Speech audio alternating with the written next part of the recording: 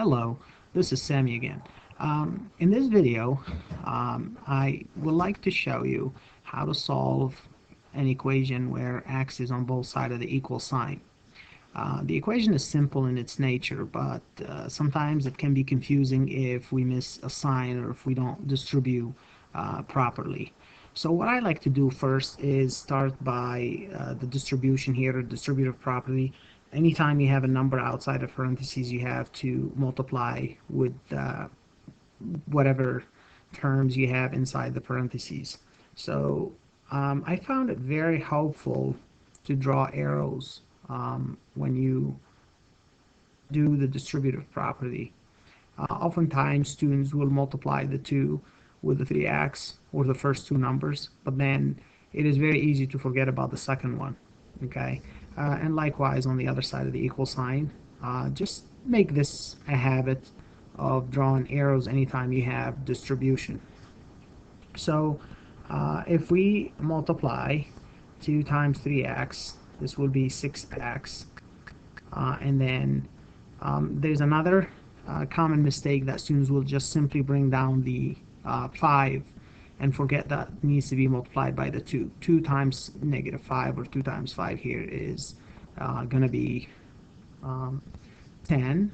So this is 6x minus 10 plus 2x equals 2 times x is 2x, and 2 times 13, that's a plus 26.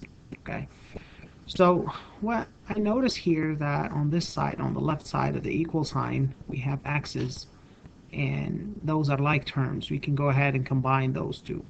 So 6x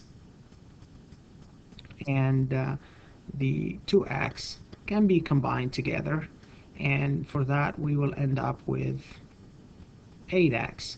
So 8x minus 10 equals 2x plus 26. Okay, so when you get to this point, you can choose to add 10 to both sides and basically move the 2x. So your goal is to have x's on one side and have numbers on the other side, and it really doesn't matter which way you go, especially if you don't have problems with negatives and positives. So we can go ahead and add plus 10 here, and what you do to the left side you have to do to the right side, plus 10 here. One common mistake is students will add 10 to the 2x. They will also add 10 here, but the idea is to add 10 to the left side of the equal sign and 10 to the right side of the equal sign. So eventually the 10 minus 10 and positive 10 becomes a 0, and then you end up with 8x equals 2x plus 36.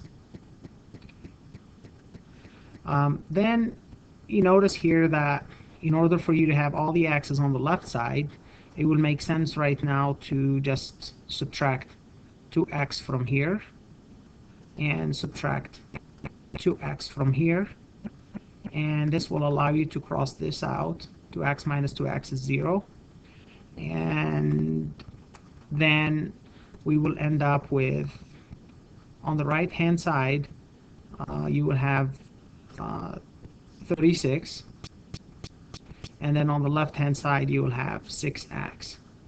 I hope you realize that the opposite of multiplication is division. So in order for you to get x by itself, you will divide, and I'll make that in a different color, you'll divide this by 6, and you will divide the 36 by 6.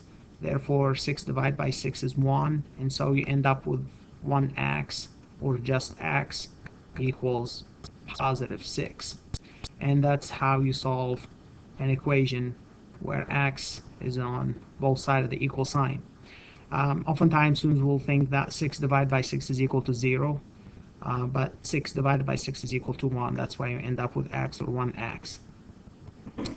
Another easier way, and I'm gonna probably take credit for saying Sammy's way. In many books and literature, you're going to see this method very common, more so than the one that I'm going to show you. But we can do this in a different way. So what we can do, instead of um, the addition and subtraction method, after you do the distribution here, okay, after you distribute, we're going to go back here, and once you end up with 8x minus 10 equals 2x plus 26, okay, what I like to do now is, since 8x is bigger than 2x, what I like to do is keep the 8x here, okay, and just move, literally, physically move the 2x over to the side. When you do that, anytime you move something across the equal sign, you have to change its sign. It is given that this 2x is positive. So when I take the 2x and literally, physically move it over here, I have to change its sign. It now becomes minus 2x. Okay? And likewise, on this side, I have the 26. I have positive 26. I did not move the 26, but I like to move the negative 10 from this side over here across the equal sign, and now I'm going to call that a positive 10. So on one side I have all the x's. So for students who are visual learners, this is a really simple task. As long as you change the sign, you can easily, and if you have two terms on this side that are not like terms, and the same way on the right hand side, you can still have 8x minus 2x, and that will be 6x equals, and of course 10 plus 26 is equal to 36. Some students, based on my personal experience, some students prefer this method, and they think it is the best way for them to understand how to move terms. In a sense, you are adding and subtracting, but it's more visual. Some students like the addition and subtraction until they get x's on one side and the numbers on the other side. But feel free to use whichever method makes sense to you and help you solve the problem correctly. I hope you realize that this is a multiplication and the opposite of multiplication is division. So if I wanted to solve for x, I just need